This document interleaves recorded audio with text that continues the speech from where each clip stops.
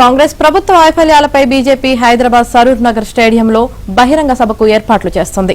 Party జాతీయ అధ్యక్షుడు JP Nadda ముఖ్య అతిథిగా హాజరు కానుండడంతో సభను ప్రతిష్టాత్మకంగా తీసుకుంది. 6 అబద్దాలు 66 మోసాలు అన్న నినాదంతో కాంగ్రెస్ వైఫల్యాలను ఎండగట్టాలని బీజేపీ నిర్ణయించింది.